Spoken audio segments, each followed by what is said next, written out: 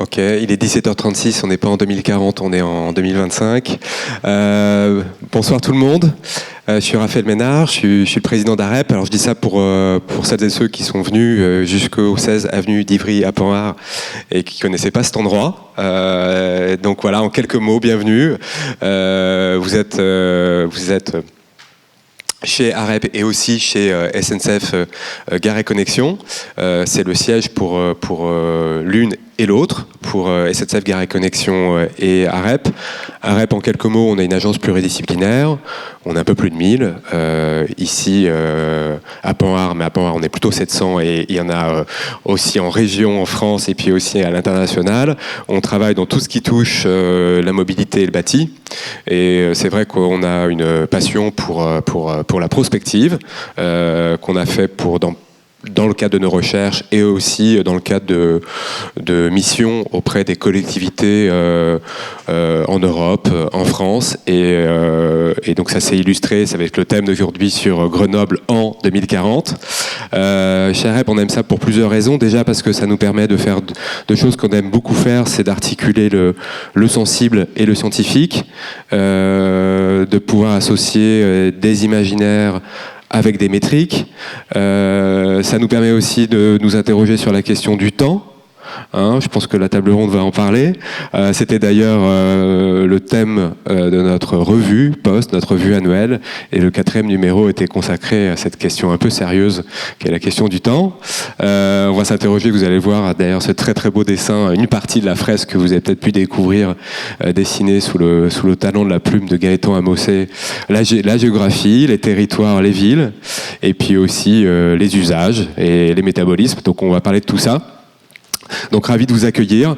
Je suis vraiment épaté par le boulot et on a passé une après-midi très sympa aussi. On a fait du tuning de fresques cet après-midi avec l'équipe de la ville qui nous font aussi l'amabilité et l'honneur d'être là ce soir, que ce soit côté ville ou aussi agence urbaine. Évidemment Nicolas Tixier et Gaëtan Amossé et Iba. Je vais passer le micro à Mathieu Lerondeau, qui va animer cette table ronde, qui est directeur de la communication et de l'impact chez AREP. Voilà, merci beaucoup.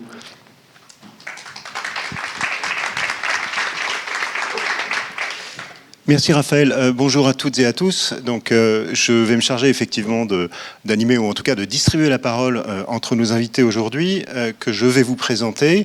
Après vous avoir rappelé que nous parlons aujourd'hui effectivement de prospective, de Grenoble 2040, abordée sous l'angle de ces quartiers, donc pour des quartiers favorables à la santé dont on va parler aujourd'hui. Donc pour en parler, on a rassemblé François Mollard qui est DGA, directeur général adjoint, donc ville résiliente à la ville de Grenoble. Manon Sajal-Loli, qui est chargée d'études à l'agence d'urbanisme de la région grenobloise. Mais on a aussi réuni donc nos deux grands témoins. Le premier, qui est une tête, je dirais, nouvelle par différence d'Iba, bien sûr. Donc Nicolas Tixier, qui est architecte et professeur à l'École nationale supérieure d'architecture de Grenoble. Et enfin, donc Iba, bien connue ici, directrice de l'équipe territoire d'AREP, et une équipe qui fait se rassembler paysagistes, urbanistes, spécialistes VRD. Autour sur ce plateau, est également donc Gaëtan Amossé, qui est architecte et aussi, ou surtout peut-être, illustrateur, et qui est l'auteur de cette fresque, ce panorama. Il y a débat sur la façon dont il faut le désigner, mais qui est un peu l'objet central de cette démarche. Une fresque qui a été présentée tout récemment, en mai 2025, à l'occasion donc de la Biennale des villes en transition, et on expliquera comment cet objet finalement catalyse cette démarche prospective. On a énormément de sujets à aborder et je veux tout de suite donner la parole donc à François Mollard pour qu'il nous explique un petit peu les origines de cette démarche et finalement comment elle s'est constituée. Bonjour à toutes et tous. Donc Grenoble 2040, c'est une démarche assez globale, très globale, qui a été initiée début 2022, lorsque Grenoble a été capitale européenne, capitale verte européenne. C'était, j'étais pas encore à la ville, mais c'était pour les élus, je pense, le moyen de passer une deuxième étape après un premier mandat où ils avaient développé un projet de transition assez rapide de la ville.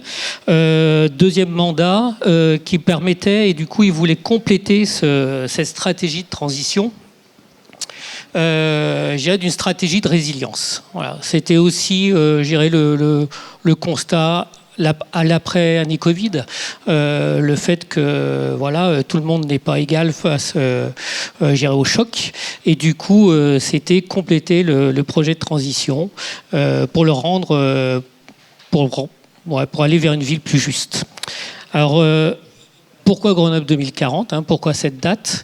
Et pourquoi pas 2050? Puisque 2040, on en a parlé tout à l'heure, c'est bientôt finalement.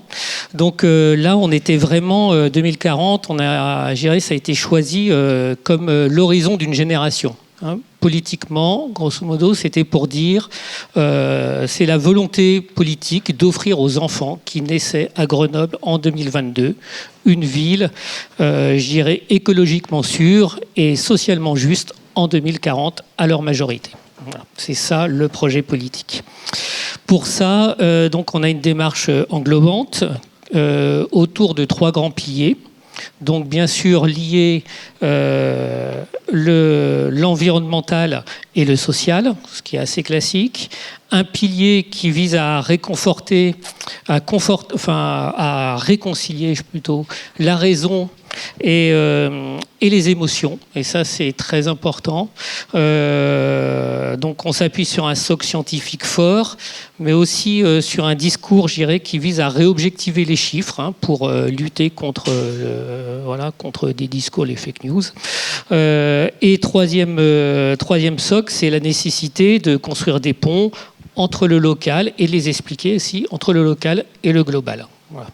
Donc le but, c'est bien d'engager une démarche globale de transformation qui ne nie pas les chocs, mais du coup qui prépare la ville, son fonctionnement, ses services, mais aussi ses habitants à répondre aux futurs chocs. Je dirais qu'on cherche une voie entre la sidération, qui pourrait être une réaction, et le technosolutionnisme. Voilà, donc pour ça, on a lancé, la démarche a été lancée. Elle s'appuie sur des outils qui sont assez concrets. Je dirais qu'il y a 6 types d'outils. Premièrement, des outils prospectifs. Donc, on vous présentera tout à l'heure la fresque, bien évidemment, mais on s'appuie sur l'outil du donut, qui a été, c'est pas l'objet ici, mais qui est assez important puisqu'il percole maintenant l'ensemble de nos politiques publiques. On a des outils de design prospectif, avec notamment, on a fait travailler les services dans le cadre d'un scénario sur la sobriété énergétique sur le watt-heure. On a aussi des outils pour sécuriser. Donc, la démarche Grenoble 2040 s'appuie sur une stratégie de résilience qui a été votée. Et aussi des outils pour planifier et projeter. Donc on parlera de la démarche UFS, quartier Grenoble 2040. Et bien sûr des outils pour bifurquer. Donc on a travaillé sur des protocoles de redirection, par exemple sur nos piscines, sur nos grands équipements, mais aussi sur des protocoles pour modifier nos métiers, nos pratiques, je pense aux métiers de jardinier, de mécanicien, etc. Et bien sûr, du coup, des outils pour imaginer. Donc là, on a tout un tas de conférences, animations avec le public, les scolaires, et ce formidable outil, du coup, dont on parlera, qui est la fresque. Voilà. Merci François.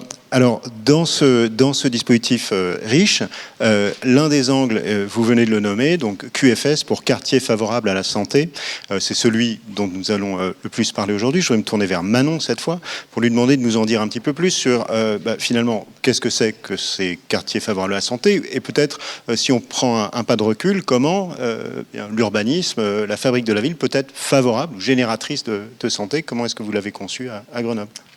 Tout à fait. Donc, d'avoir un propos un peu plus large sur l'urbanisme favorable à la santé.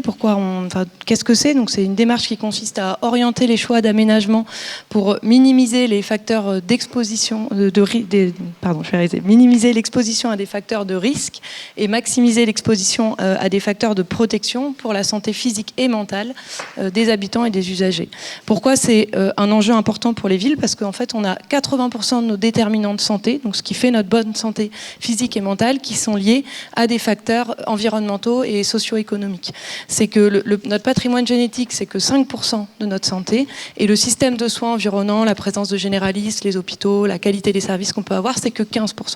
Tout le reste, c'est les facteurs, la ville autour de nous, ce qui nous est proposé. Donc on a à peu près 10% qui est du comportement individuel, qu'est-ce qu'on mange, l'activité physique qu'on a, nos addictions, notre sommeil. Finalement, c'est pas beaucoup, 10% en fait, sur toute notre santé, alors qu'on a 45% qui vont être des facteurs socio-économiques, accès à l'emploi, à l'éducation, à la culture, les réseaux familiaux et communautaires, et 25% qui sont liés à des facteurs environnementaux. Un des déterminants très très forts là-dedans, c'est le logement, qui est vraiment un déterminant de santé majeur, et aussi l'exposition aux nuisances, à la pollution, le cadre de vie, l'environnement. Pour vous donner 2-3 autres chiffres un peu clés, il y a une grande étude anglo-saxonne qui a analysé qu'est-ce qui statistiquement impactait le plus notre santé dans tous nos comportements individuels, dans tout notre cadre. Une des choses qui l'impacte le plus, c'est le poids qu'on faisait à 10 ans. Plus que la manière dont on mange, notre comportement au quotidien. Donc on voit bien qu'il y a un enjeu de santé publique qui est très très fort en fait sur la santé. Et donc du coup, nous en tant que professionnels de la ville, ça nous interroge beaucoup sur ce qu'on peut faire, d'où l'intérêt de l'intégrer dans la manière de faire la ville. Une autre donnée qui est par exemple en termes de comportement de mobilité, si les habitants ils marchent 10 minutes de plus chaque jour, leur mortalité elle baisse de 3%. Et s'ils font 10 minutes de vélo de plus par jour, la mortalité elle baisse de 6%. Donc vraiment il y a des impacts très forts sur le quotidien. Donc l'objectif, c'est de mieux prendre en compte ces déterminants de santé dans les projets urbains et dans la manière de faire les documents réglementaires. Ce qui est intéressant, c'est que ça nous amène vraiment à avoir une nouvelle posture où on met les conditions de vie, le cadre de vie, plus au cœur de la manière dont on fait les projets et les documents d'urbanisme, avec des méthodes de travail qui vont être beaucoup plus transversales, avec l'objectif d'une réduction des inégalités sociales et territoriales de santé. Pour en revenir plus sur la démarche, le fondement du coup de la fresque derrière, c'est que l'année dernière à l'agence d'urbanisme, on a fait un travail très fin de diagnostic des quartiers, des 16 quartiers grenoblois au prisme de la santé, où on a regardé en détail la sociologie, les conditions de logement de chacun des quartiers, le cadre de vie, en termes de santé environnementale, de présence d'espaces verts, de bruit, de mauvaise qualité de l'air, et les modes de vie, donc tout ce qui est aménités, équipements, etc. Et c'est ce qui fait le socle aussi, en termes de diagnostic de ce qu'on a pu proposer dans la fresque. Merci Manon. Un mot maintenant peut-être de la méthode. Et donc je me tourne vers Iba, qui a déjà travaillé sur la prospective territoriale, sur plusieurs projets. Iba qui, au même titre que Nicolas, est l'un des grands témoins qui ont été sollicités par la ville et par l'agence d'urbanisme donc de la région grenobloise. Le choix qui a été fait, c'est de travailler donc une vision prospective. Il serait peut-être pas inutile de revenir un instant sur la définition de la prospective. Désolé pour celles et ceux qui ont l'habitude de s'arrêter sur ce petit exercice de définition. Et puis aussi simplement de se demander comment la prospective peut servir des objectifs de transition comme ceux que vous avez engagés là. Alors, en effet, donc comme l'a dit Raphaël au début, AREP a une histoire de la prospective depuis plusieurs années. On a travaillé sur le Grand Annecy, Grand Genève, Luxembourg en transition. Alors, pourquoi la prospective quand on parle urbanisme, aménagement du territoire ? Aujourd'hui, quand on pense l'avenir des villes et des territoires, on se rend compte qu'il y a une partie de ces futurs qui est déjà écrite et qu'il s'agit probablement, et malheureusement, d'une partie qui n'est pas très noble, parce que c'est la partie qui est dictée par le pronostic écologique, le changement climatique, avec des effets que le GIEC annonce comme parfois graves, parfois irréversibles, parfois étendus.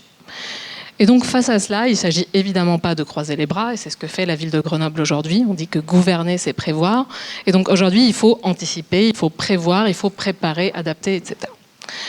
Et c'est là où la construction de cette deuxième partie de l'histoire de futur, donc la conception d'un monde qui est plus adapté aux enjeux écologiques, climatiques de demain, elle peut constituer une source d'inspiration de nos imaginaires en tant que concepteurs, mais aussi en tant que citoyens.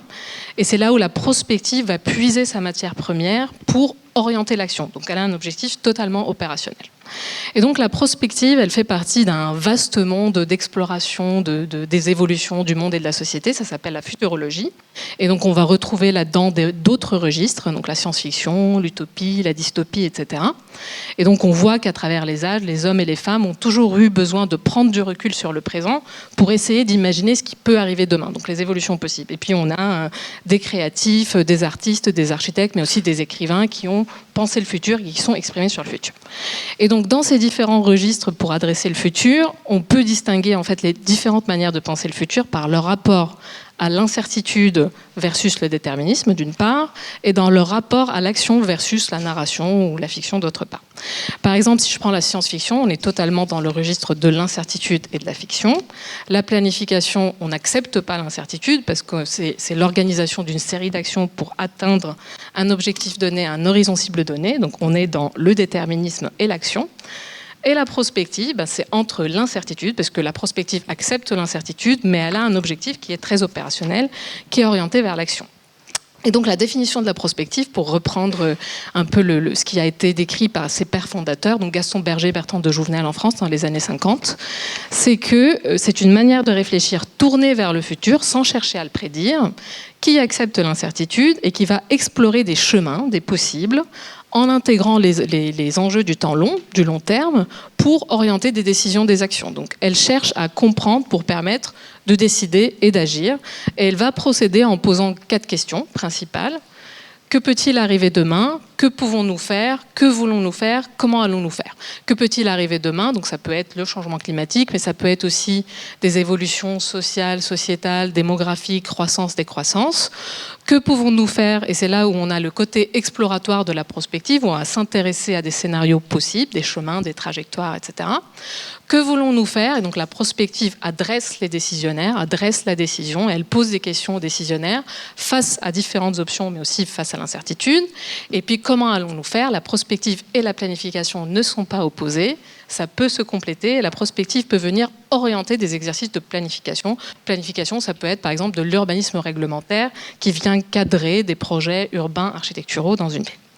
Et donc la prospective va procéder en stimulant les imaginaires. Donc si je reviens très rapidement sur cette notion d'imaginaire, très souvent on écarte la question de l'imagination de la réalité politique et sociale parce qu'on considère que c'est associé au rêve, à la fiction, à l'art. Or, on se rend compte que la créativité à laquelle l'imagination peut faire appel peut exercer une influence absolument pas négligeable sur nos réalités, en œuvrant à la création de ce que j'ai appelé les possibles, les scénarios, les chemins, mais surtout à leur représentation par l'esprit humain. Et dans la question écologique, mais dans plein d'autres questions urbaines aussi, on se rend compte aujourd'hui qu'il faut changer d'imaginaire. Il y a plein de gens qui le disent. Mais ça veut dire quoi concrètement ? Ça veut dire qu'il faut inventer, imaginer des nouvelles manières de construire, de consommer, de produire, de se déplacer, etc. dans une ville. Et c'est là où la prospective peut jouer un rôle en œuvrant à l'ouverture du débat, donc en nous aidant à imaginer, à nous figurer des choses qui sont différentes du contexte présent, qui sont parfois lointaines et qui peuvent être même impensables dans un contexte présent.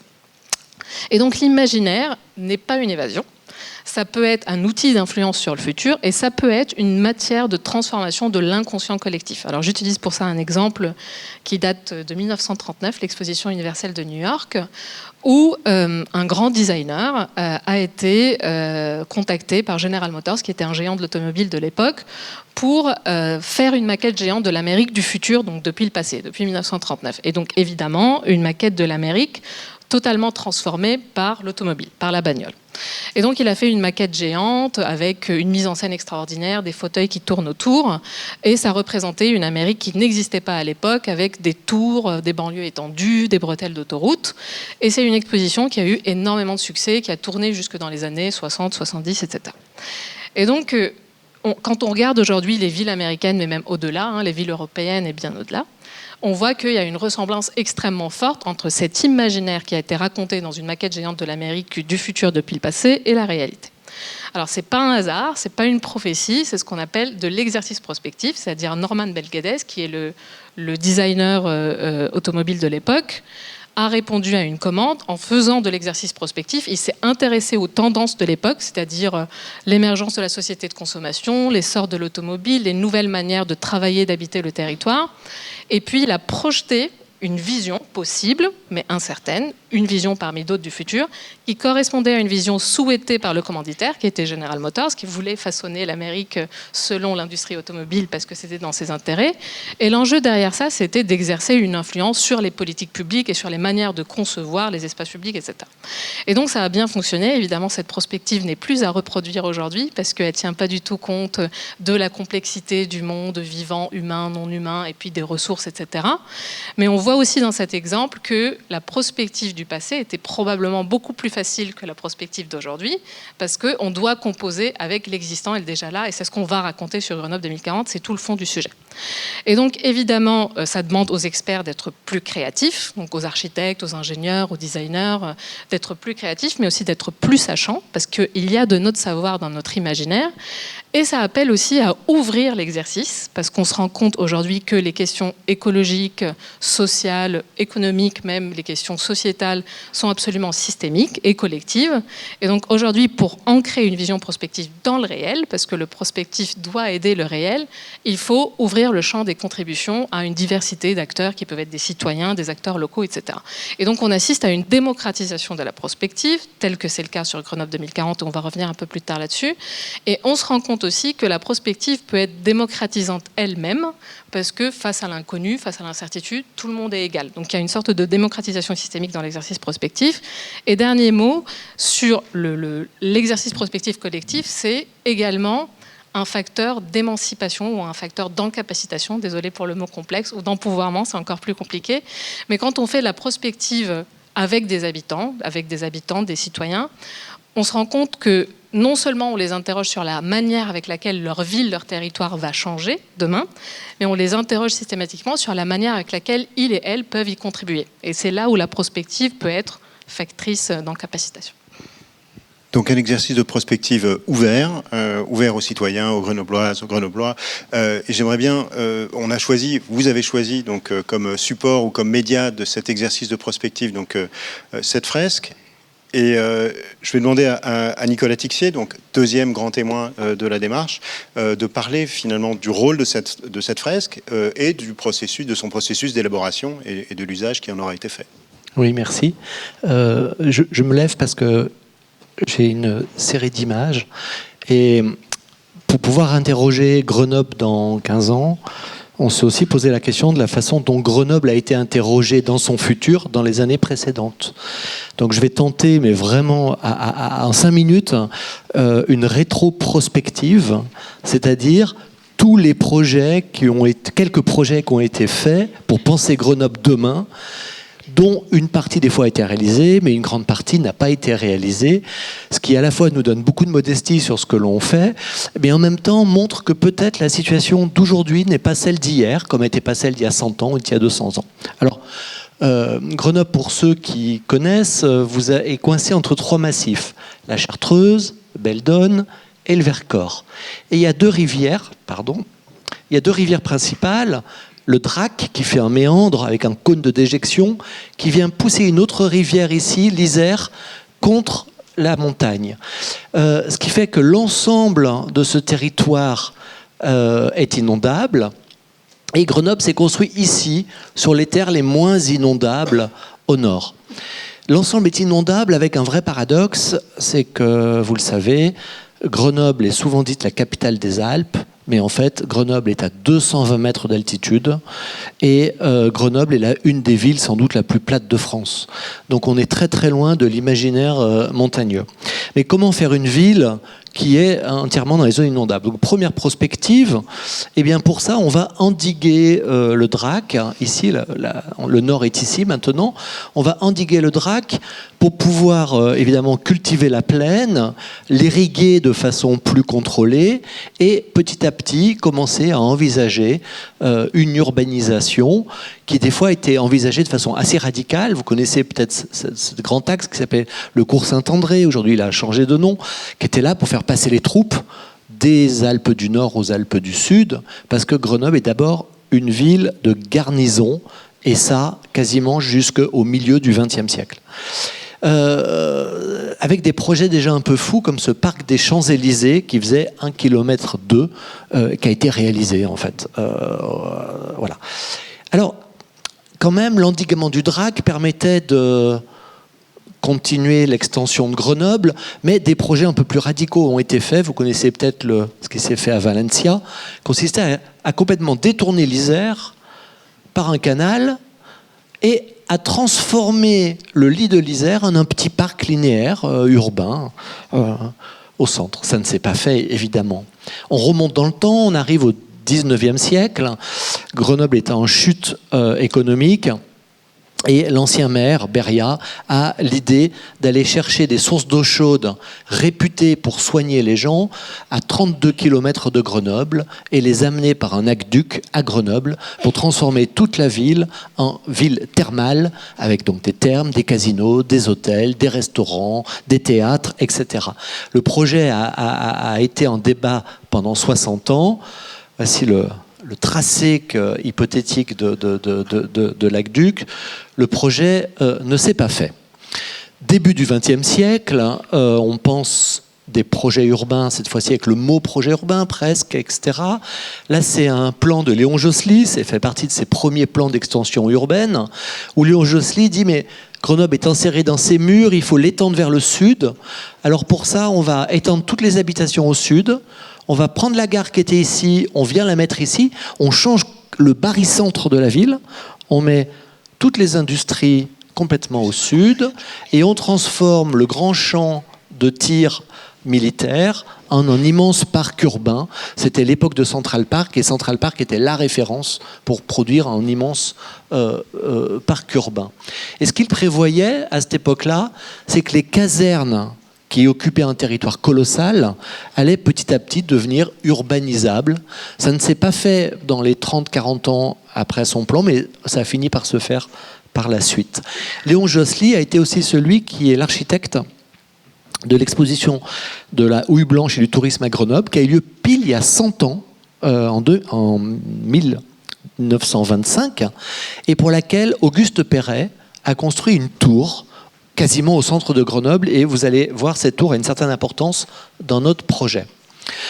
La Seconde Guerre mondiale, la ville a grandi parce qu'elle a cassé ses remparts, elle s'est un petit peu étendue au sud, mais elle veut devenir une grande ville universitaire. Alors pour ça, elle propose un projet assez important de construire une acropole universitaire sur la Bastille, c'est-à-dire sur les contreforts de la Chartreuse, avec une vingtaine de bâtiments, un escalier vertical et voilà, un campus, enfin non, un collège à l'anglaise avec des cours, etc. Le projet s'est pas fait pour des bonnes raisons. Manque d'eau, difficulté d'accès, site pas si grand pour l'ambition grenobloise, et c'est fait dans un autre site tout aussi complexe, à Saint-Martin-d'Air, au milieu des marais, dans des zones radicalement inondables, où tous les bâtiments ont dû être sur pilotis dès leur construction.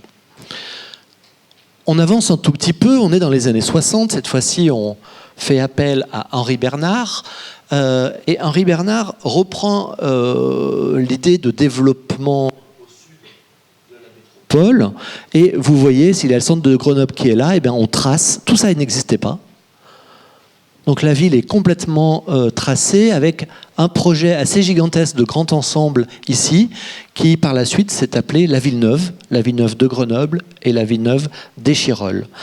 Le projet tel qu'Henri Bernard l'a dessiné ne s'est pas fait. Le maire du Bedou, qui est élu, entre guillemets, arrête sa mission et confie la mission à l'AUA, l'Agence d'architecture et d'urbanisme célèbre, qui reprennent au final quand même quelques grands tracés qui ont été réalisés.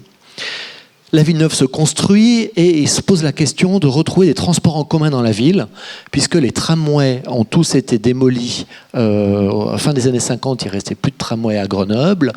Grenoble est une ville qui est très embouteillée parce qu'on est coincé dans les vallées. Et donc, on cherche à inventer un nouveau système de transport en commun. Pomagavski, entreprise de transport aérien, est à Grenoble. Donc, il prévoit le Poma 2000, qui est un dispositif qui courait dans toutes les avenues de Grenoble pour faire transporter des petits véhicules débrayables dans lesquels on pouvait rentrer à une dizaine de personnes dans toute la métropole. Le projet est allé assez loin parce qu'un prototype de 2,5 km a été réalisé, des films ont été faits, les Canadiens sont venus voir, etc., etc. Bon, quand même, les habitants du premier et du deuxième étage n'étaient pas super chauds. Mais c'est l'idée qu'on ne devait pas enlever la voiture. On pouvait se positionner qu'au-dessus. Un grand référendum a eu lieu pour ou contre l'arrivée du tramway ou un autre dispositif comme le POMA 2000. Le tramway a gagné de 52%. Enfin, vraiment, c'est de pas grand-chose. Donc aujourd'hui, nous avons un tramway, donc haute prospective, qui n'a pas été réalisé. Mais alors, nous sommes maintenant, non pas en 2038, mais en 2008, c'est-à-dire à l'élection municipale où le maire actuel, Éric Piolle, a été élu par la suite. Et là, les groupements des écologistes de l'époque ont commandé, avant l'élection, à un dessinateur et écrivain de science-fiction, Jean-Pierre Andrevon, grenoblois, qui habite sur la Bastille, de dessiner un Grenoble de 2038. Alors pourquoi 38 ? C'est parce que 38, c'est le département de l'Isère. Ça tient à pas grand-chose le choix d'une date. Et voici en fait l'imaginaire que Jean-Pierre Andrevon nous propose pour 2038. Alors, où en est-on aujourd'hui ? On en est là.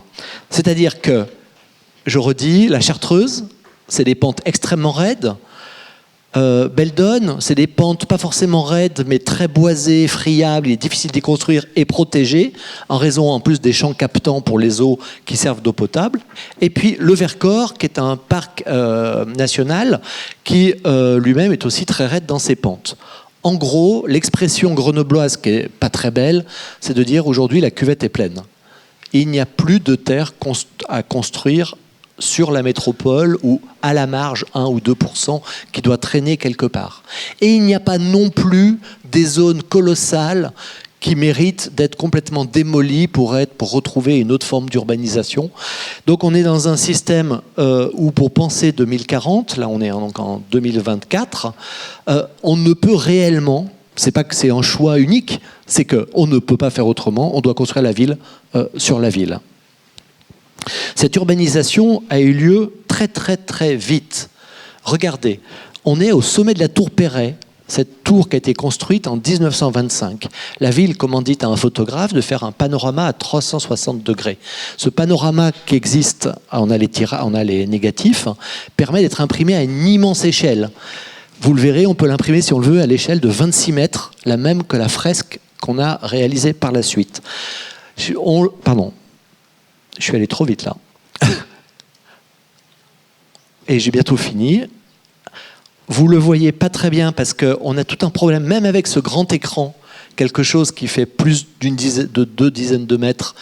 Eh bien, on voit surtout quand même, vous voyez, toute la partie agricole qui est là, et presque 100 ans plus tard, donc l'urbanisme de Grenoble complètement construit. Ce panorama, ce double panorama nous a aidés. Vous avez ici la tour Perret. Alors, ce n'est pas exactement le centre de Grenoble, mais du moins, c'est un point haut qu'on aime beaucoup. À partir de là, on est parti de ces photos, et c'est ce qui va vous être présenté après. On est venu sélectionner 13 situations urbaines qui nous semblent à la fois soit paradigmatiques au sens, elles représentent des typologies de quartiers à Grenoble, et bien on en trouve plusieurs comme ça, soit elles sont singulières, c'est vraiment un endroit singulier, il est que là, il n'est pas ailleurs, c'est pas un double modèle. 13, est-ce que c'est suffisant, est-ce que c'est pas assez ? Ça nous a semblé déjà être un chiffre intéressant, et on est parti de cette photographie à 360 degrés pour faire une coupe baïonnette ou une coupe panoramique ou une fresque, le terme n'est pas simple à trouver, où on est venu assembler ces morceaux de situation pour faire une image qui triche un peu, vous voyez, à 360 degrés. Et maintenant, cette image à 360 degrés qui reprend 13 situations, eh bien, c'est Gaëtan qui l'a réalisée.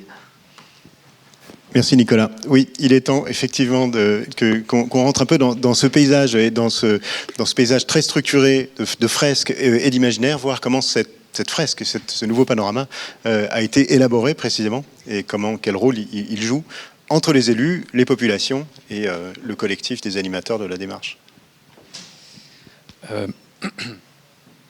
Je pense que je vais vous parler un petit peu de mon parcours avant toute chose, sans transition. Non, pourquoi ? Parce qu'en fait, quelque part, ce travail, c'est qu'il n'y a pas de travail, en fait. Voilà. Bon, bah voilà. Non, c'est bon. Ok. Moi, en fait, en amont de ce travail-là, il y a, on va dire, je vais vous présenter deux temps forts dans mon parcours. Donc au départ, moi, je suis architecte urbaniste, j'ai un peu bossé en agence. Et bon, bah rapidement, je me suis dit non, ce que je veux faire, moi, c'est du dessin et puis faire ça un peu comme un gosse, quoi. Enfin, je veux dire, voilà, ok, j'ai ce bagage-là, j'ai appris à dessiner comme un architecte, mais maintenant, moi, la grande question que je me pose, c'est comment on décloisonne un petit peu la discipline quelque part, parce que on est des acteurs importants de la ville, enfin des concepteurs, on fabrique la ville, mais comment dire, c'est pas qu'on jargonne, mais enfin on manipule beaucoup de choses qui sont pas ouvertes au grand public. Et moi, l'enjeu, c'est un peu à travers l'illustration, de redémocratiser un petit peu tout ça. Donc ça, c'était en 2020, c'est mon premier tableau post-burnout, on va dire, et que j'ai appelé Névrose métropolitaine. Il est où le petit bouton là? Ouais. Donc oui, pourquoi névrose métropolitaine? Bon, j'étais un peu dans un état où on fait tous le constat d'une société en état d'effondrement, plus ou moins, et en plus c'était pendant le Covid. Et donc je me mets à dessiner ce truc-là et je me dis, bah ouais, on va articuler des petits récits entre eux et des récits critiques, quoi. Donc par exemple, je sais pas si on voit très bien là, mais mince. Mais voilà, donc non, on voit pas très bien, j'aurais dû faire des petits zooms, mais là il y a quelqu'un par exemple qui balance son ordi par la fenêtre, en dessous il y a des gens qui font du yoga, et des bagnoles, c'est inondé. Là on a une rame de métro, il y a des manifestants qui descendent de la rame de métro, qui remontent là au rez-de-chaussée d'un hôpital qui est gardé par des CRS, ils se font tirer dessus à bout portant, c'est super joyeux. Après là on est dans un hôpital, il y a une file d'attente pas possible. Tout le monde, il n'y a plus de personnel, et puis on arrive en haut, et en fait on termine par un crématorium parce que de toute façon, bon, il n'y a plus. Voilà. Donc c'est très très joyeux, mais en fait, comment dire, je fais un espèce de. Il y a une volonté quelque part aussi de faire un espèce de manifeste civique, entre gros guillemets. Enfin, c'est un terme un peu pompeux pour dire j'ai envie de raconter la complexité par le dessin d'architecture, et j'ai envie de la rendre accessible surtout. Et donc, après, ça va être ça. Je vais avoir la fabuleuse, la superbe occasion de l'exploiter avec AREP. Et donc, avec Niels Lebot là, et Louise Jamet, donc, qui sont dans le pôle recherche. Et donc, voilà, oui, ce que je viens de vous expliquer, c'est vraiment ça, je le mets au service du coup de la recherche, donc qui articule différentes disciplines, l'ingénieur, l'architecte. Et donc là, on a travaillé sur... ils sauront mieux vous l'expliquer que moi. En vrai, je vous le raconte un peu avec mes mots, parce que moi, je parle pas, je dessine habituellement. C'est pour ça que c'est un peu cafouillis. Bon. Mais en gros, c'est un peu le même principe. Voilà, j'articule des récits. Enfin, on articule des récits. On a fait ça ensemble. Donc voilà, l'eau de pluie, on a tout le parcours de l'eau. Phytoépuration, donc pas besoin de se doucher avec de l'eau qui est passée par une station d'épuration, donc tac, on se douche avec de l'eau de pluie phytoépurée. Il y en a une partie, cette eau, elle vient remplir la cuvette des toilettes, dans laquelle, un long caca, vous voyez, et dans le méthaniseur souple, ce méthaniseur souple, il produit de l'énergie pour faire cuire des pizzas en haut. Ensuite, ce qui n'est pas traitable, on va dire, va dans... Enfin, vous voyez, c'est tout le parcours de l'eau, quoi. Tac, et puis après, on va rejeter ça dans la Seine avec des bassins de phytoépuration. Ce qui permet par ailleurs de laisser un peu tranquille les nappes phréatiques et donc de... Ouais, voilà. Et donc, après, voilà, ça... qu'on va découvrir ensemble, là, ici.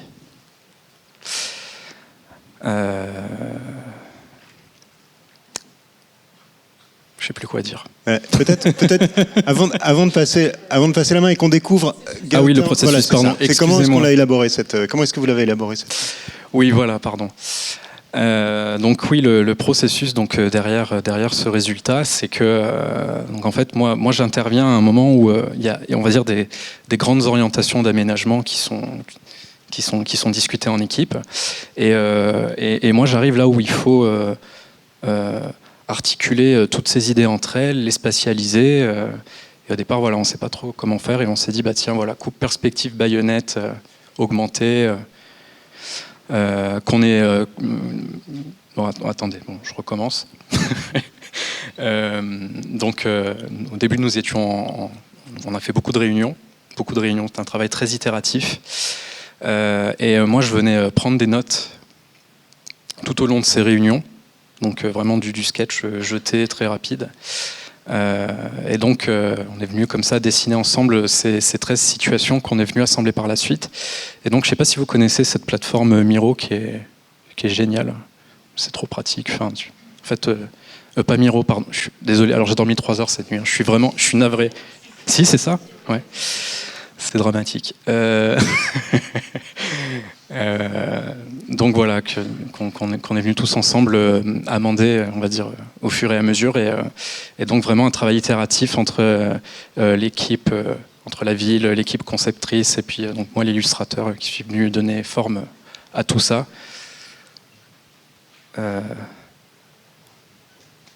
Afin du coup de le présenter à la Biennale de Grenoble et faire intervenir des personnes dessus, qu'elles soient expertes ou non.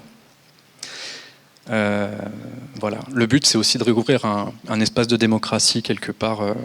Sur ça, là, bon, il n'y a pas de photo, mais en fait, on voit que le dispositif scénographique est intriqué en fait à l'illustration. Voilà.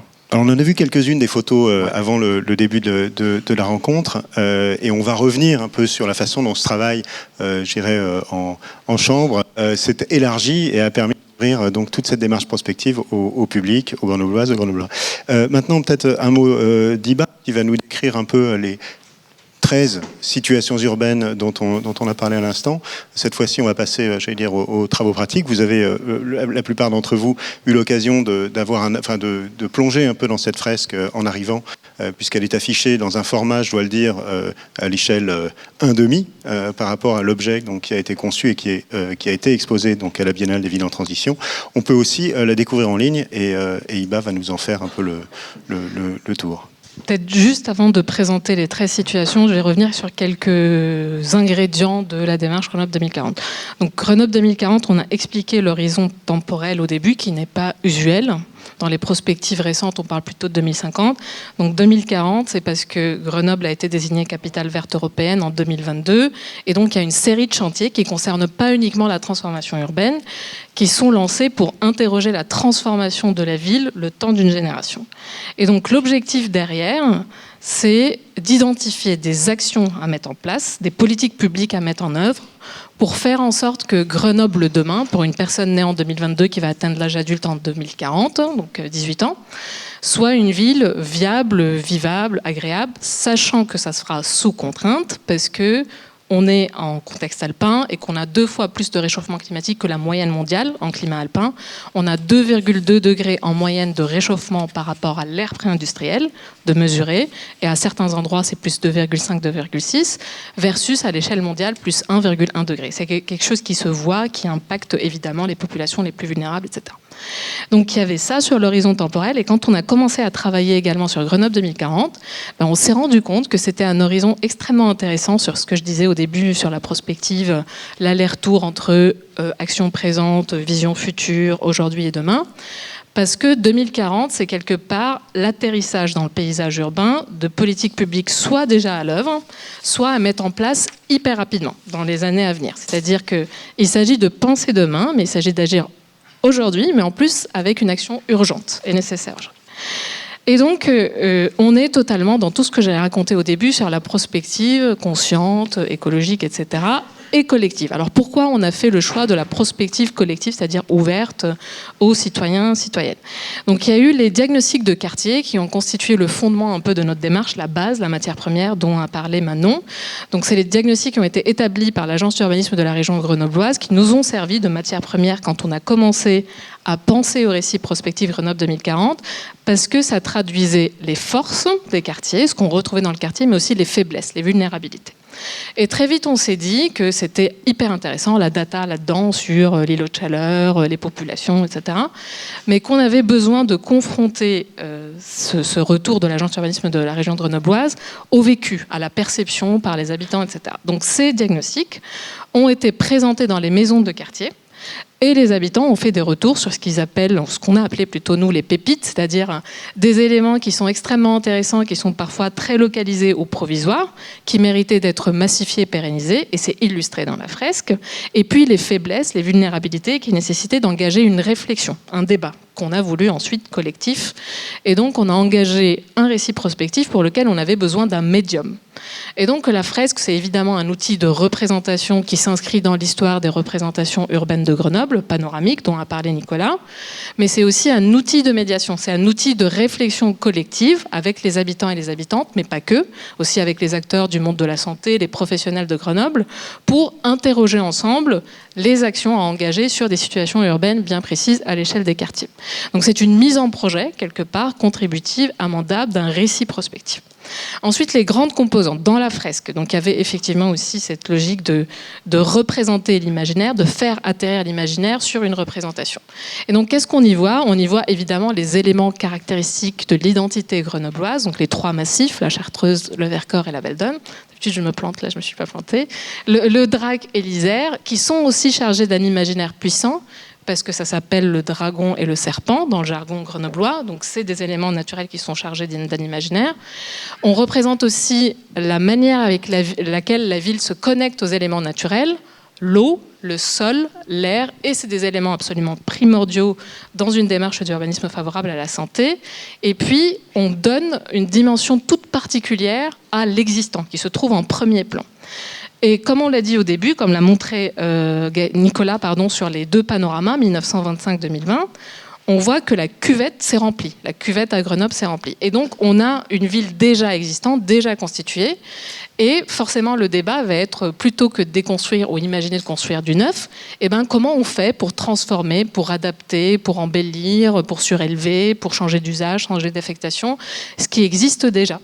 Et donc, avec des différentes typologies, donc on a le tissu ancien, on a le tissu du périphérique, plutôt avec une densité plus faible, les grands équipements qui interrogent à Grenoble, le tissu habité, etc.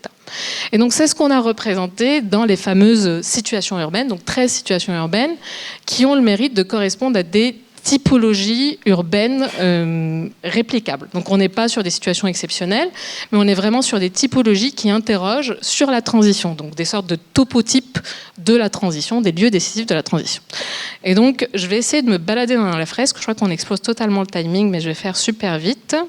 Et donc la fresque qui est derrière nous sur le mur, c'est important de le préciser, on est sur une version miniature. La vraie fresque, elle fait 26 mètres, donc elle fait le double de la fresque qu'il y a derrière. Et donc elle a été présentée à la Biennale des villes en transition.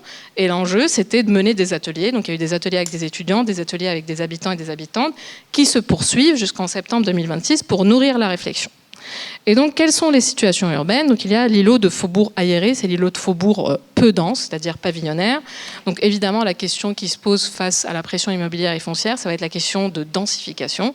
Est-ce que systématiquement, il faut envisager de la densification, sachant qu'il y a déjà des opérations de densification en cours sur cette typologie, ou est-ce qu'on peut plutôt valoriser l'existant, valoriser les richesses, par exemple, qu'on peut retrouver dans le patrimoine végétal, de fonds de parcelles, etc., qui est considéré comme propice à la biodiversité, et est-ce qu'on ne peut pas envisager des nouvelles formes d'habiter, de la division de l'habitat, accueillir des nouvelles populations, accueillir une nouvelle programmation plus mixte.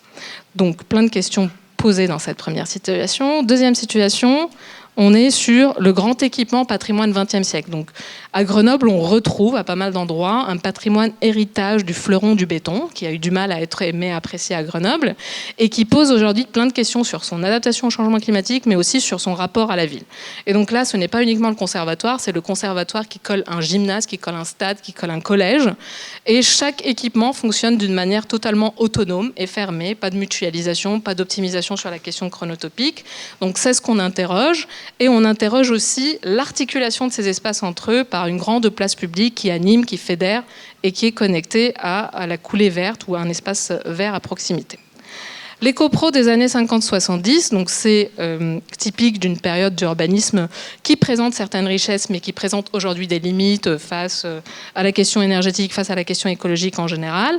Et là, par exemple, on va s'interroger sur les toits sous-utilisés, la rénovation thermique, la question des rez-de-chaussée, le rapport entre ces grands îlots et l'espace public, et puis ce qui se passe évidemment sur l'espace public, notamment en termes de mobilité demain. La dalle des géants, donc là, on est sur une utopie du passé aussi, qui n'a pas totalement fait ses preuves, qui n'a pas totalement tenu ses promesses. Et donc c'est ce qu'on appelle l'urbanisme sur dalle ou l'urbanisme de dalle, qui pose évidemment des questions sur l'adaptation au changement climatique, puisqu'on est sur des grandes minéralités, le rapport à l'environnement urbain, mais aussi l'animation, comment on profite de ces espaces pour recréer des lieux d'interaction sociale entre les habitants. Les sous-sols aussi, donc il y a plein de situations où on s'interroge sur comment on transforme les sous-sols avec une logique moins liée à la mobilité et plus aux attentes, aux aspirations des habitants, aux besoins des habitants sur les quartiers, et puis l'articulation entre la dalle et l'environnement urbain à proximité. Je passe super vite, je suis désolée, mais après on peut répondre aux questions. La zone d'activité économique, c'est le tissu productif qui est à l'intérieur de Grenoble, sur lequel on dit on va être sur une logique de maintien, mais une meilleure intégration. Donc une meilleure intégration, c'est penser la question de la logistique, du fret, mais aussi de la mutualisation qui peut exister dans une logique d'optimisation foncière, et comment aussi ces petits territoires très monofonctionnels, caractéristiques d'une époque particulière de l'urbanisme, peuvent devenir multifonctionnels avec une nouvelle mixité, produire de l'énergie et les reconnecter au sol et au paysage. On a ensuite l'école. Donc l'école, c'est un lieu d'éveil, de pédagogie, mais qui présente des fois des intensités d'usage pas optimisées. Donc on pense l'ouverture de l'école avec une dimension chronotopique, une mutualisation entre crèche et école, l'ouverture sur la rue aux écoles qui peut devenir un espace pour courir, faire du sport, faire école dehors pour les enfants, et puis l'ouverture aux grands parcs et espaces verts de la ville. L'îlot du faubourg dense, plus dense que le tissu pavillonnaire. Et donc là, il y a un focus sur la question de l'artisanat. Et donc comment on intègre dans la ville des activités d'artisanat qui existaient avant, qui ont disparu avec des box qui ont été occupées par le stationnement automobile, etc. Donc une réflexion globale sur les circuits courts et la proximité géographique et organisationnelle que l'on peut trouver dans une ville.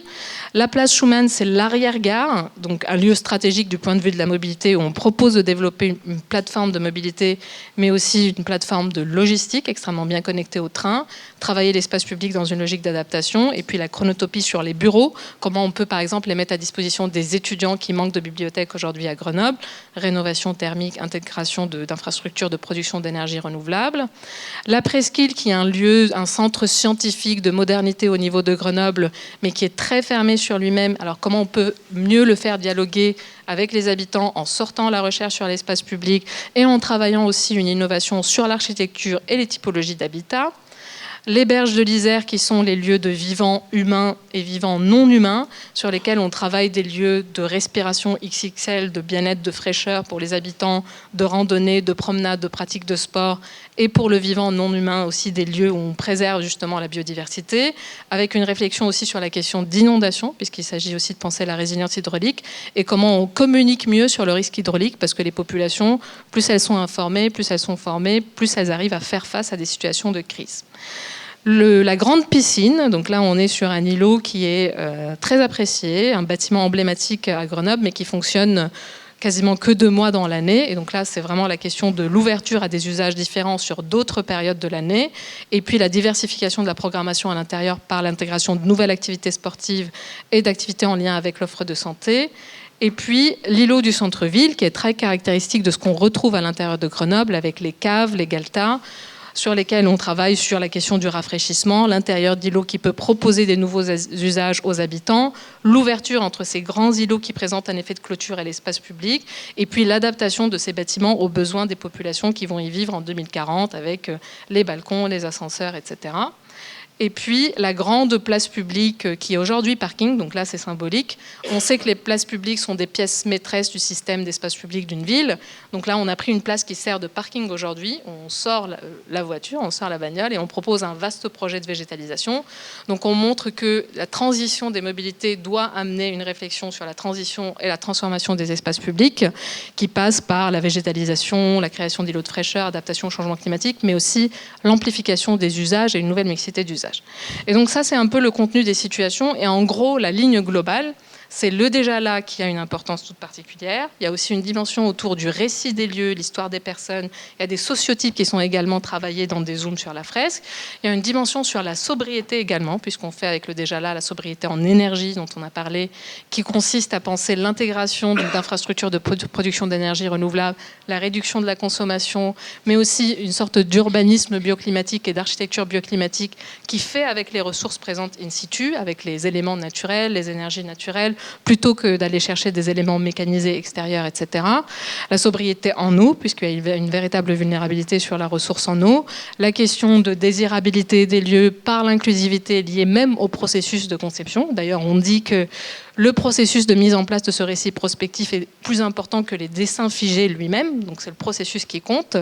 Et puis le tout pour penser une résilience collective globale, où il y a évidemment des questions d'adaptation spatiale au changement climatique, mais montrer aussi que la ville de demain, c'est également une communauté d'acteurs qui travaillent ensemble, qui s'engagent ensemble pour permettre à la ville de faire face à des situations urbaines dégradées ou des situations de crise. Merci. Bon, on savait que ce ne serait pas très facile de descendre ces 26 mètres de fresque, 360 degrés et 13 situations urbaines en 5 minutes. Mais pour rassurer tout le monde, on a un petit peu de temps après ces échanges, donc on va pouvoir prendre un réfléchissement, en parler et parcourir plus tranquillement peut-être. Donc c'est 13 mètres de fresque juste après nos échanges. Je voudrais simplement donner la parole à nouveau à Manon, parce que cette fresque, elle cristallise un certain nombre les débats, le diagnostic d'une part qui a été posé par l'agence, les débats que vous avez pu avoir entre experts, témoins, mais c'est aussi un outil de médiation donc qui a servi de support à des ateliers ouverts à la population. Et c'est peut-être de ça que j'aimerais que vous puissiez nous parler et pour nous dire un peu comment se sont déroulés ces ateliers. Est-ce que vous en retenez ? Oui, tout à fait, parce que du coup, la fresque que vous avez là, elle a été faite un peu en chambre, si on force le trait, à une douzaine de personnes de la ville de Grenoble, les grands témoins, Gaëtan, l'agence urbaniste, 3 élus grenoblois. Mais du coup, c'était pas du tout l'idée d'avoir un produit fini, cadenassé, mais au contraire de le mettre en débat du grand public, de professionnels, dans une multitude de structures. Et donc, c'est le travail qu'on a fait à partir de la Biennale des villes en transition qui a eu lieu pendant une semaine en mai, ce pourquoi a été produit cette fresque initialement. Donc je vais vous faire je vais pas vous faire tout le détail de tous les ateliers qu'on a fait, ça va être un peu laborieux, mais je vais vous faire un petit résumé des réactions qu'on a pu avoir.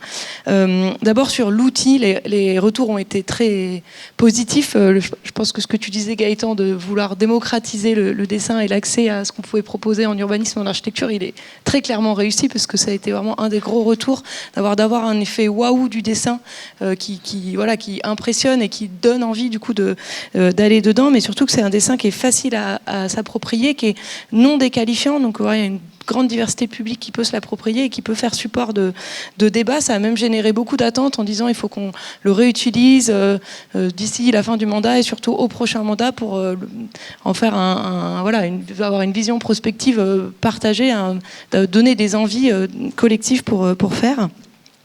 Ce qui a été apprécié aussi, c'est que ce soit une vision optimiste, parfois presque trop caricaturale, parce on nous disait dans cette ville il y a plus de dealers, il y a plus de grande précarité, il y a plus d'insécurité, donc de dire presque qu'on est allé un peu trop loin sur cette vision optimiste, mais de manière générale ça a été quand même apprécié de dire ça fait du bien d'avoir des récits positifs sur ce que peut devenir la ville, et que c'est pas non plus, et c'est quand même une vision qui est très ancrée et qui répond à tous les enjeux que tu décrivais, de changement climatique, d'érosion de la biodiversité, de perte de lien social, etc. Donc voilà, ça donne des réponses concrètes, mais positive.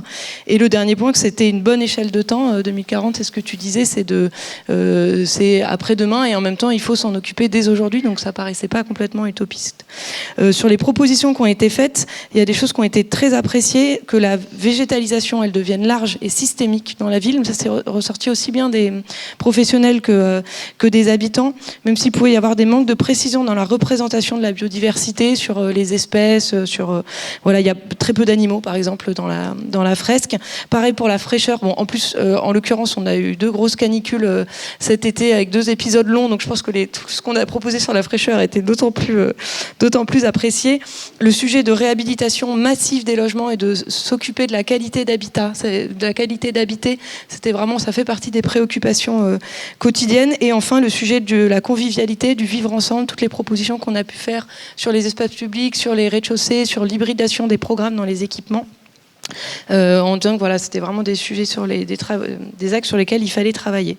En revanche, des angles morts ou des propositions qui n'étaient pas forcément lisibles, c'était la place de l'économie locale et du commerce en ville. Globalement, on voit assez peu de gens qui travaillent en dehors des situations, voilà, de la zone d'activité ou de la presqu'île qui sont plus localisées. Alors qu'en disant qu'il faut aussi penser l'emploi demain.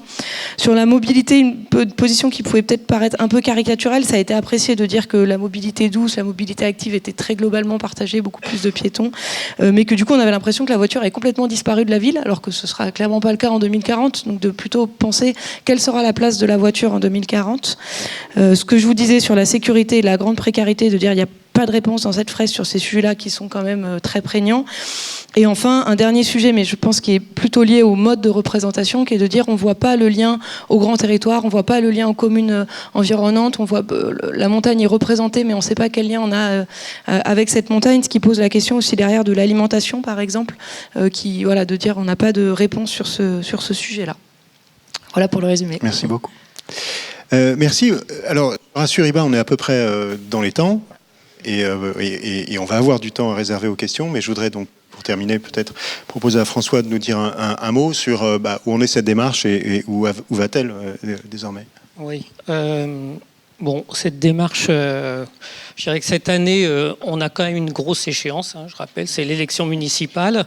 Donc là, on est quand même dans une démarche où on va conforter ce qui a déjà été fait, c'est-à-dire conforter le dessin avec les remontées de la biennale, conforter aussi tout le travail sur les 16 quartiers. Ça n'a pas été dit, mais pour moi, c'est important parce que toute l'action municipale, depuis 68, était organisée autour de 6 secteur. Et en fait, là, avec ce travail, c'est la première fois où on descend finement, en fait, j'irai au plus près du territoire vécu des habitants. Voilà, et c'est aussi ce qui ressort de la fresque. Pour l'avenir, bon, moi, je trouve que ce dessin, il rend très poétique des situations complexes. Voilà, les habitants, ils réagissent très bien. Je trouve que c'est la première fois quand on essaie de discuter avec eux sur des plans. La plupart ne comprennent pas les plans, en fait, ne voient pas qu'est-ce qu'on veut faire. Là, ils voient des choses en hauteur pour la première fois. Le sol, ils comprennent mieux le biotope de la ville. Voilà, finalement, ça illustre parfaitement notre discours systémique. Voilà, donc... je dirais, de fait, c'est pas une démarche figée. La fresque ou le panorama, il va évoluer, il va suivre nos projets. Et je pense que pour moi, ça va devenir un outil de base de notre manière de concerter, de faire de l'urbanisme à Grenoble. Donc ça, c'est le premier enseignement. Après les élections, j'espère bien qu'on arrivera à organiser une grande exposition à Grenoble en allant un peu plus loin, on en a parlé tout à l'heure, et aussi à mettre tout ça dans un ouvrage. Et après, on va travailler sur l'opérationnel, puisqu'il faut effectivement, on va se servir de la fresque pour aller voir les habitants, et pour avancer sur les projets. Il y a déjà beaucoup, Iba l'a dit, 2040 c'est déjà là, donc la plupart des choses qui sont là en fait vont être décidées, sont déjà décidées en pré-opérationnel ou vont être décidées dans le prochain mandat. Et ensuite, moi, en tant que DGA, je suis un peu omnibulé aussi par les moyens. Voilà.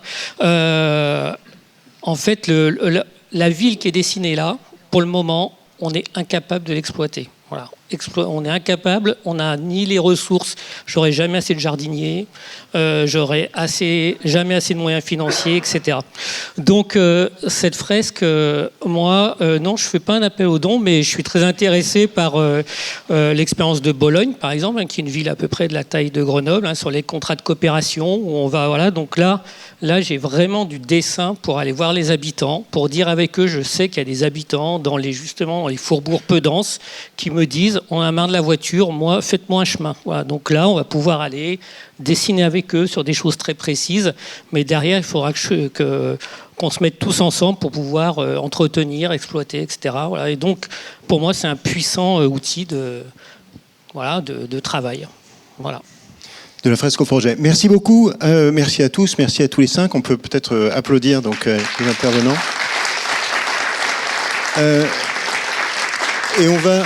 Et on va se donner le temps, donc comme il en était convenu, vous avez tenu en tout juste 1 heure, donc c'est vraiment parfait. Et on a un petit peu de temps maintenant, 20 minutes, enfin autant d'ailleurs qu'il le faudra, puisqu'on pourra toujours prolonger après, pour entendre vos questions et surtout les réponses de nos intervenants. Oui. Attendez, on va le faire au micro, ce sera plus commode. Ouais. Merci. Merci beaucoup pour la présentation. Très, très impressionnant.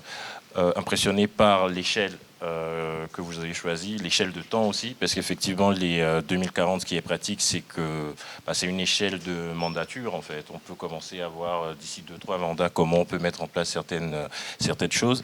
Mais vu le niveau de détail de la fresque, j'étais surtout curieux de savoir combien de temps ça a pris pour faire tout ça, combien de nuits blanches. Gaëtan.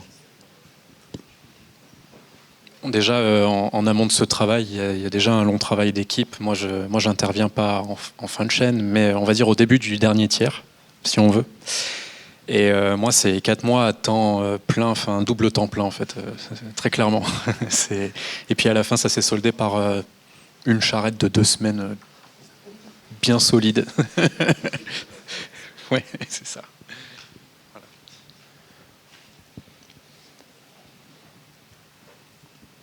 Bonsoir, merci pour ce récit partagé à plusieurs voix. Est-ce que vous pourriez nous donner l'indication de la formulation de la commande ? C'était quoi la question posée pour obtenir ça en résultat ?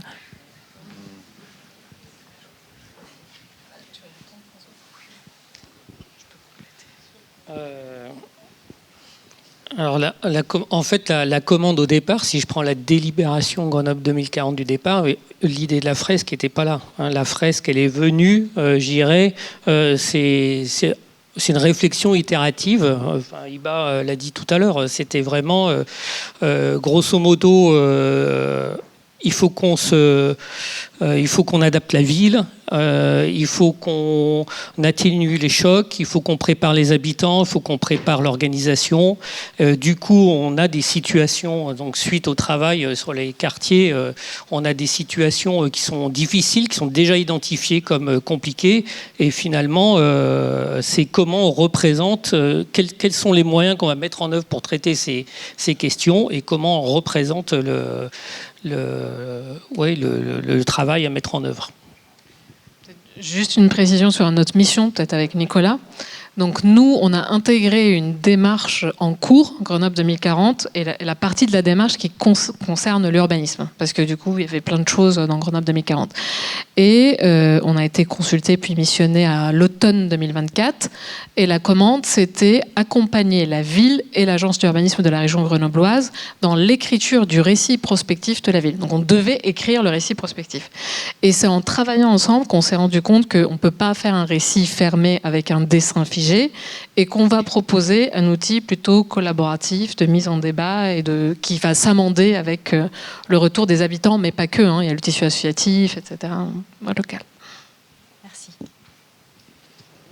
Oui, ce qu'on n'a pas montré, parce que c'est moins visuel, mais il y a des textes qui accompagnent chaque situation, qui mettent en avant l'existant, débattent des propositions, mais aussi viennent pointer en quoi cet urbanisme-là serait favorable à la santé. Donc il y a toujours ce filtre-là qui nous a guidés, parce que énormément d'autres orientations possibles peuvent être données à une ville, bien sûr. Donc ce filtre de l'urbanisme par la santé, ça a été notre entrée principale.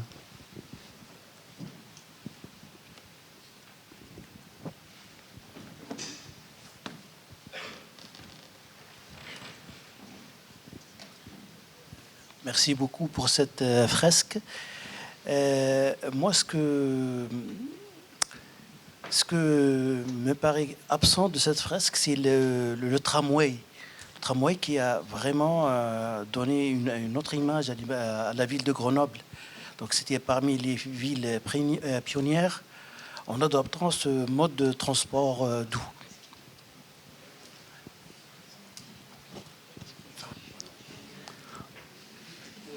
Bon, mais très vite. C'est vrai qu'on n'a pas le temps, mais on pourra tout à l'heure regarder les 13 situations. On le voit, le tramway à plusieurs endroits, mais c'est vrai. Enfin, c'est une remarque qu'on s'est fait cet après-midi aussi, où la focale sur les mobilités, on ne l'a peut-être pas assez marquée. Vous avez raison. Par contre, il y a toujours ce projet de RER métropolitain pour certaines grandes villes de France. Donc là, on l'a aussi indiqué. Mais ce que ce type de travail ne permet pas, entre guillemets, c'est de faire du projet urbain, je dirais presque classique. C'est-à-dire, quelle va être l'évolution du réseau de transport en commun ? Paul, etc. Donc on a plutôt abordé les coupes sur rue ou les coupes sur avenue ou sur chemin. Et voilà, il faudrait qu'on rentre dans le détail, mais il est là en fait. Il est là.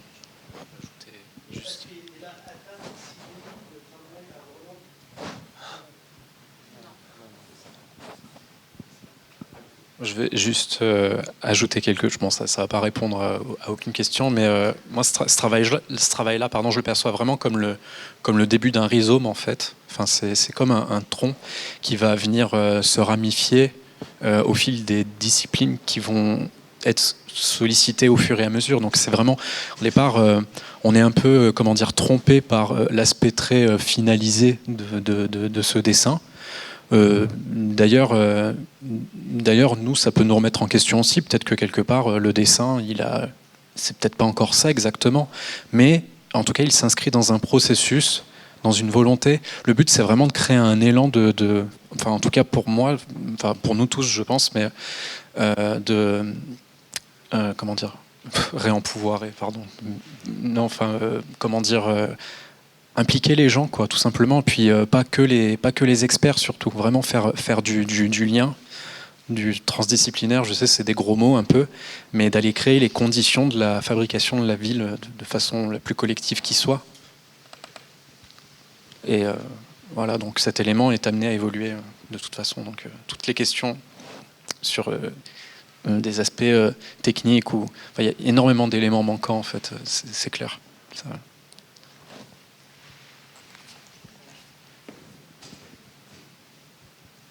Merci beaucoup. Vous avez beaucoup appuyé sur l'aspect concertation, qui a été beaucoup plus précis dans ce travail, et en quoi la fresque est un formidable outil pour la concertation là, dans cette démarche de prospective.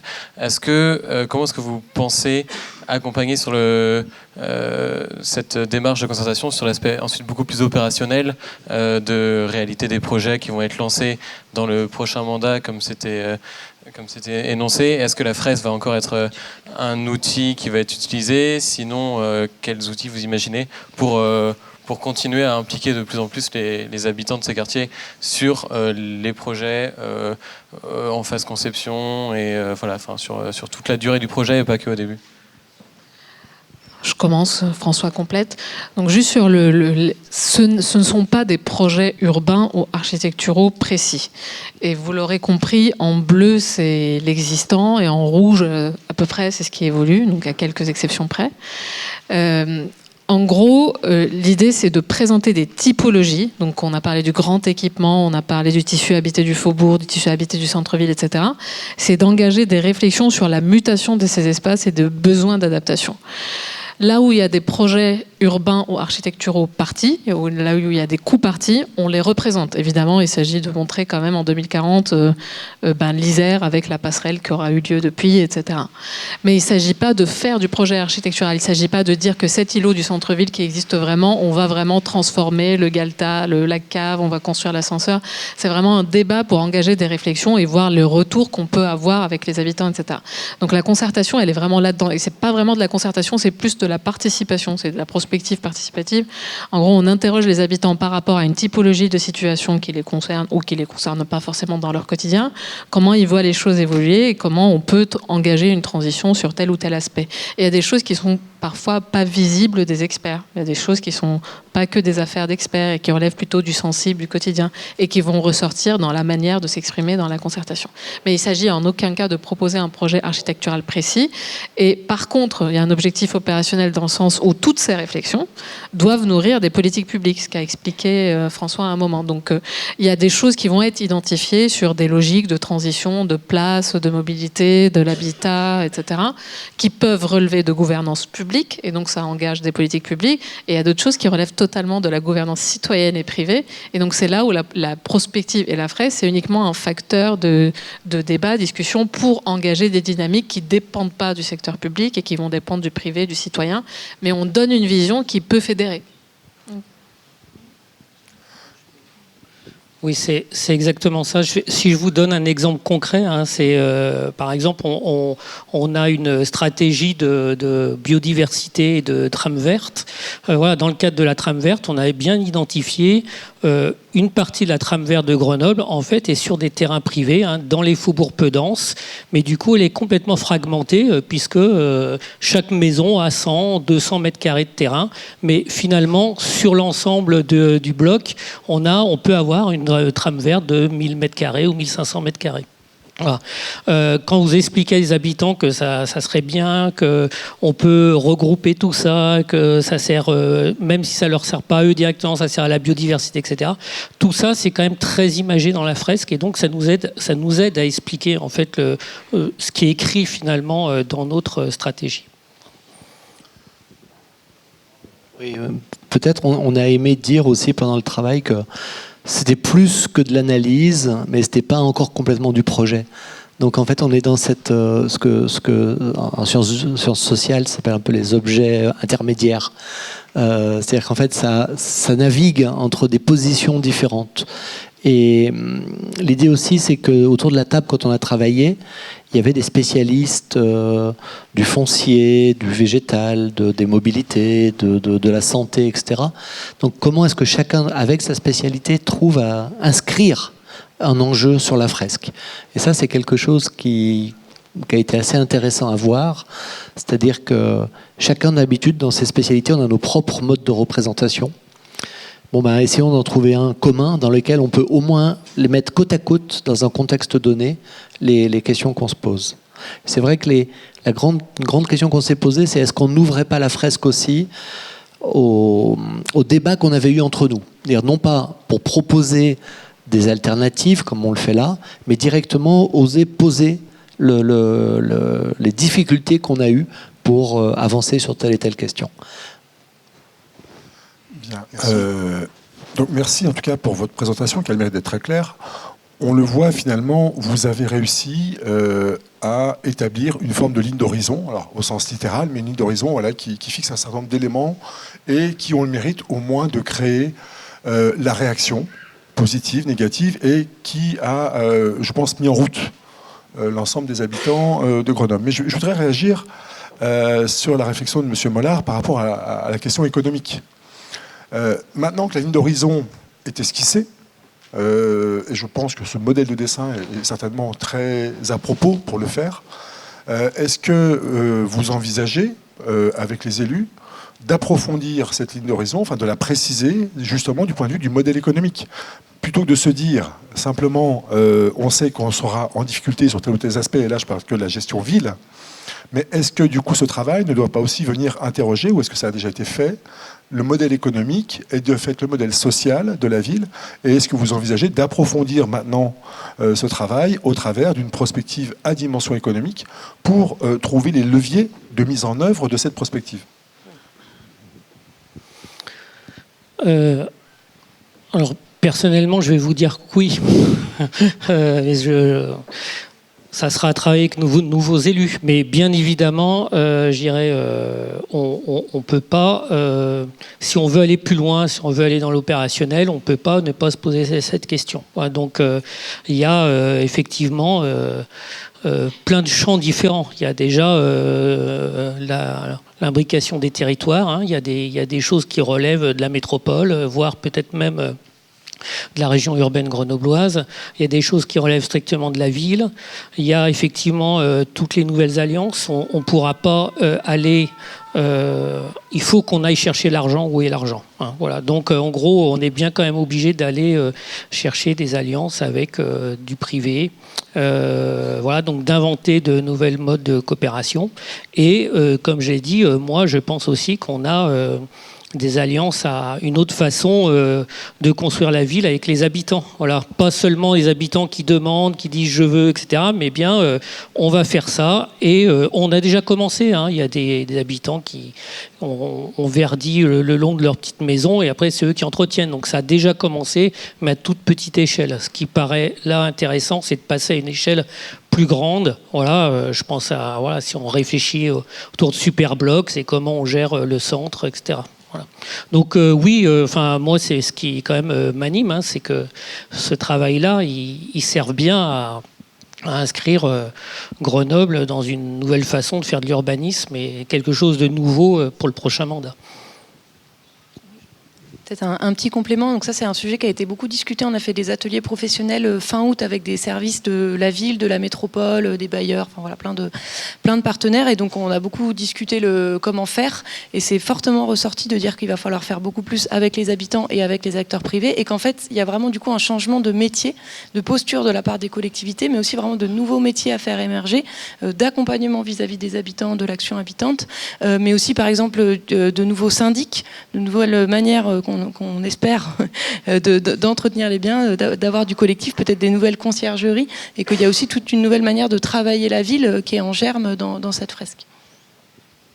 J'ai oublié de vous le dire, mais par exemple hier on a posé un dossier européen LIFE, hein, où du coup on propose la création de 3 postes d'urbanistes animateurs, hein, pour aller rencontrer les habitants et avancer plus vite voilà, sur la transformation des quartiers.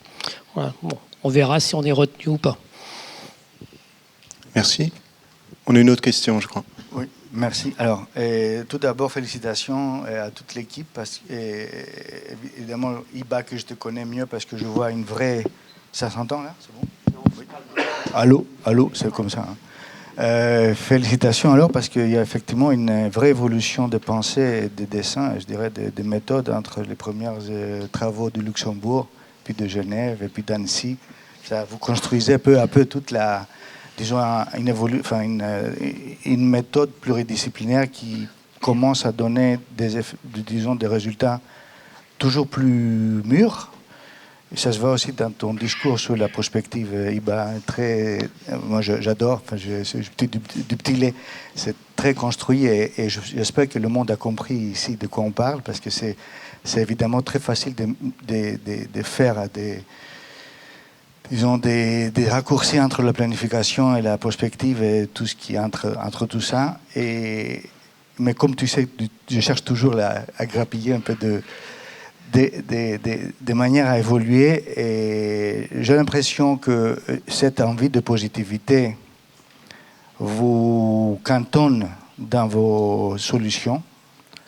C'est trop beau pour être vrai. Et c'est politiquement... je dirais, acceptable. D'ailleurs, c'est ce que la ville cherche. Mais je vous rappelle qu'il faut peut-être rappeler que cette histoire de la fresque vient des fameuses fresques du bon et du mauvais gouvernement. Certains la connaissent, d'Ambrogio Lorenzetti. Et donc, mais là, ce qui est intéressant, c'est qu'on a le bon.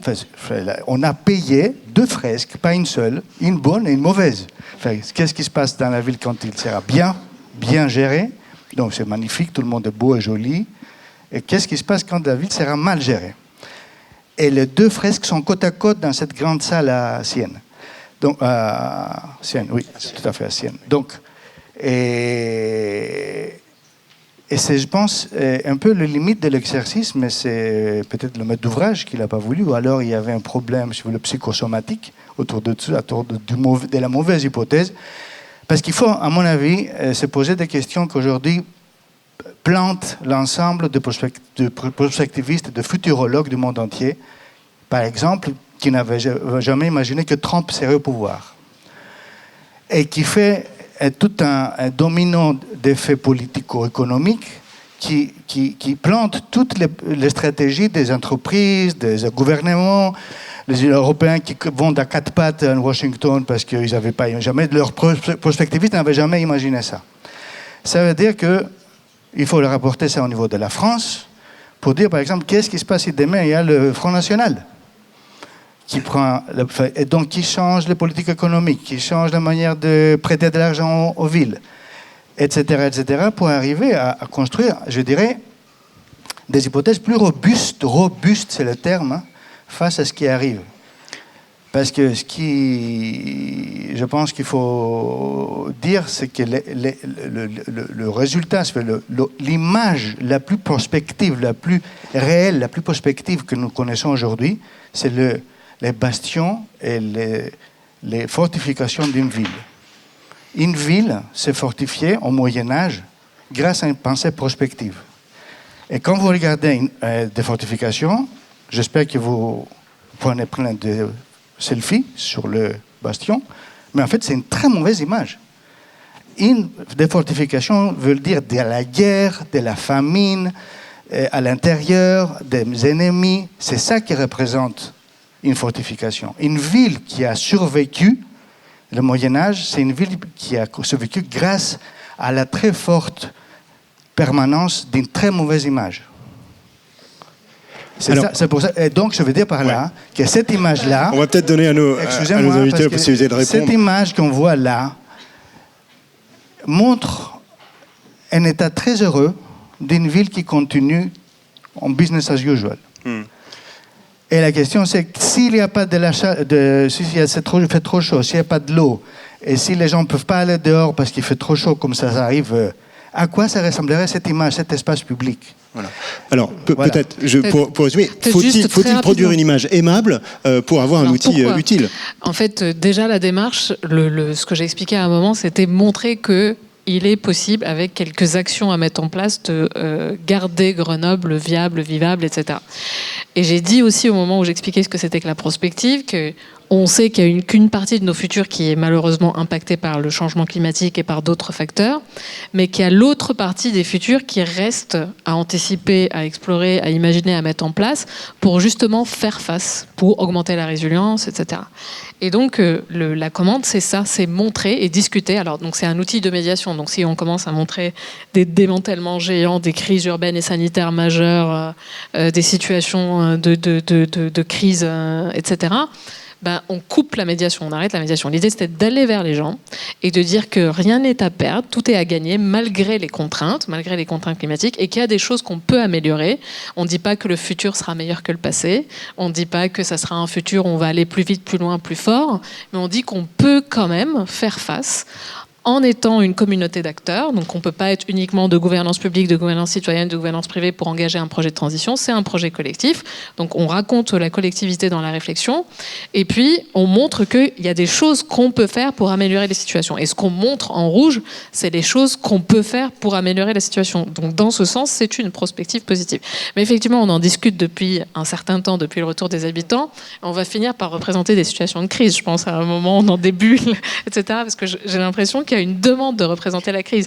Mais nous, l'enjeu de la fresque, l'enjeu de tout le travail prospectif, c'est de réfléchir aux actions à mettre en œuvre pour faire en sorte que demain, que ce soit pas forcément mieux que hier, mais que demain, on sera armé pour faire face à des situations de crise. Et donc, évidemment, ce qu'on va montrer, c'est mieux que si on ne fait pas. Non, mais c'est vrai que le travail a duré 6 mois, et pendant ces 6 mois, on a aussi imaginé des compléments à la fresque, qui sont peut-être une façon de dialoguer avec ces critiques s'entendent vraiment. L'autre critique qu'on a eu très fort, c'est pourquoi vous vous intéressez au futur? Déjà régler les problèmes d'aujourd'hui, quoi, en gros. Hein, c'est la situation première qu'on nous renvoie. Non, par contre, on a imaginé 2-3 choses. Alors ça s'est pas mis en place, mais peut-être avec la nouvelle mandature. D'abord, on voulait accompagner ça par une ouverture des imaginaires avec un appel à nouvelles d'anticipation sur Grenoble.